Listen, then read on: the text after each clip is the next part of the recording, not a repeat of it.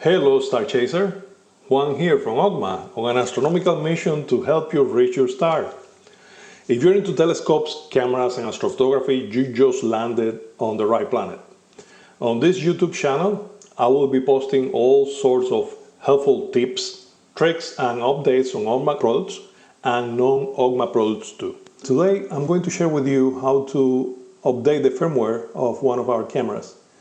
In this case, it's the AP08CC.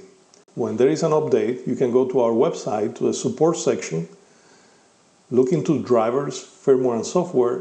You're going to find if there is anything for your camera. We have a link here that will take you to the guide, and from the guide, you will be able to download the firmware. If you click here, you can download.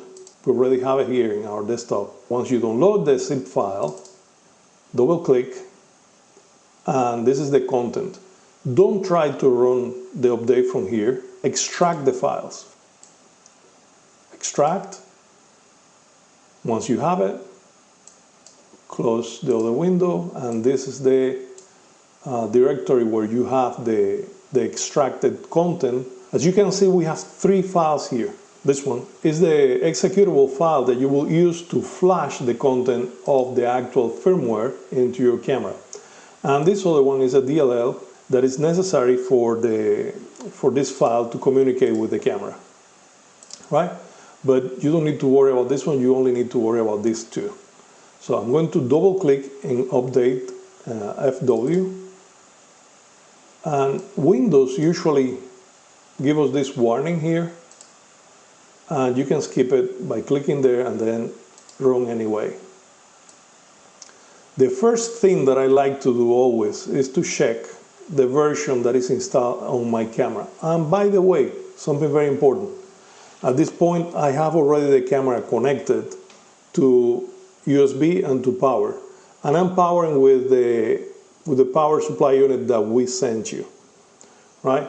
So I have the camera connected, and I'm going to go to miscellaneous, about, and this will allow us to see what version you have installed. So you look here on the FPGA, it tells us that we have the version 436. So we're going from 436 to 437.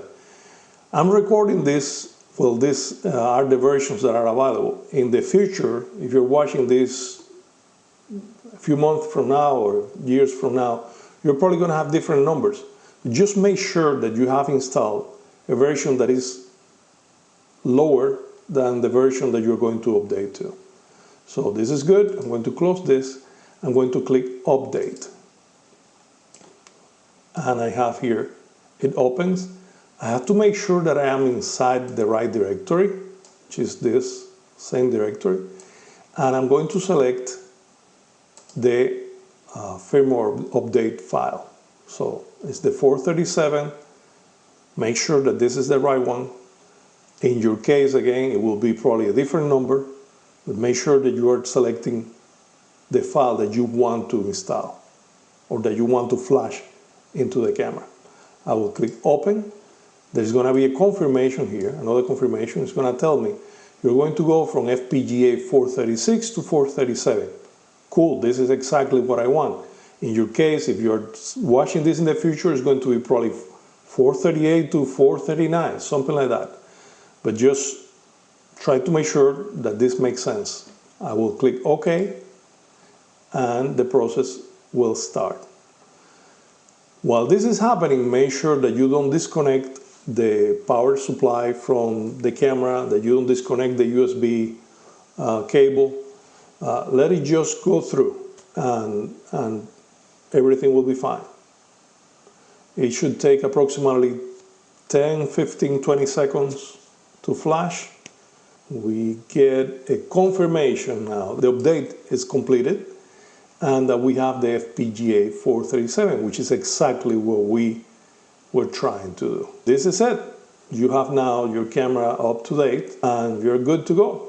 Clear skies, and thank you for watching. If you want to stay in orbit with us and avoid being left in the dark, smash that like button, subscribe, and ring that bell to be the first to know when we beam up new content.